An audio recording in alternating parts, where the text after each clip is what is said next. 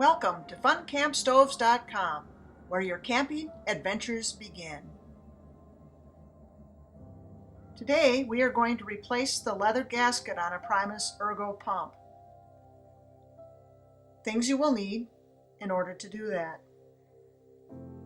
a Primus Service kit, which I purchased from Amazon for less than $14. Inside the kit you will find silicone grease tube,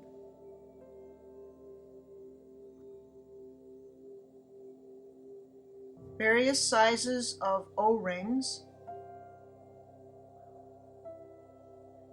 the leather gasket, which I will be replacing on my Ergopump today. This is the non-return valve and the piece that holds it in the bottom of the fuel pump, plus the spring. There's some fuel filters and then an extra fuel tube. The only thing that I will be using today will be the silicone grease and the leather gasket.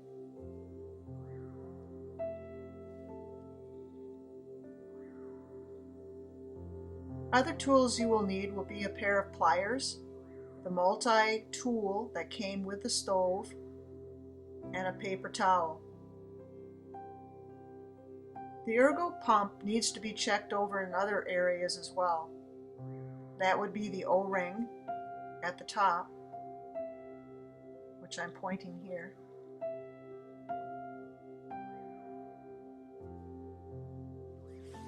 Next, we are going to unscrew the top of the Ergopump, where we will replace the leather gasket.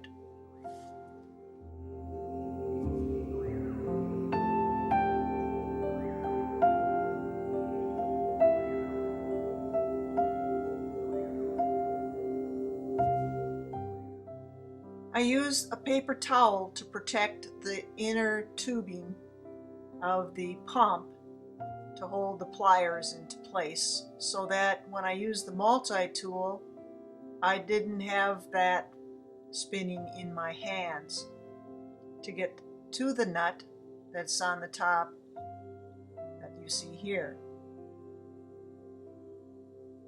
I was able then to hold it in place and unscrew the nut that holds the gasket in place. Once I was able to get the nut unscrewed, I was able to get the gasket off to replace it with the new one.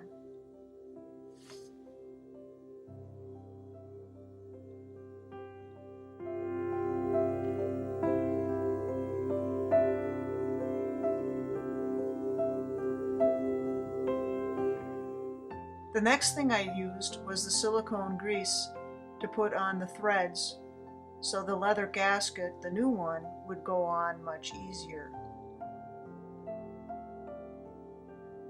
You had to twist and turn it a little bit in order to fit it all the way down towards the washer. Once it was in place, replace the nut and use the multi-tool, the end of it this time, to tighten it all the way down.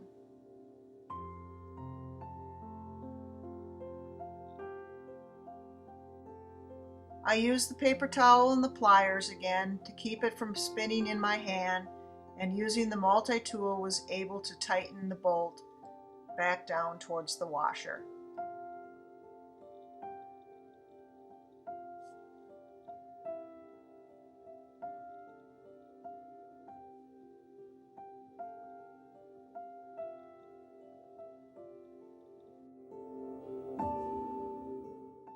After you've tightened up the nut, the next thing you're going to do is use the silicone grease to grease the outside of the leather gasket, thus making it more pliable when you place it back into the Ergopump.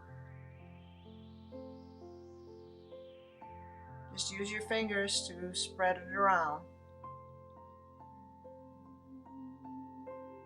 And then place it back into the Ergopump and screw the top back on.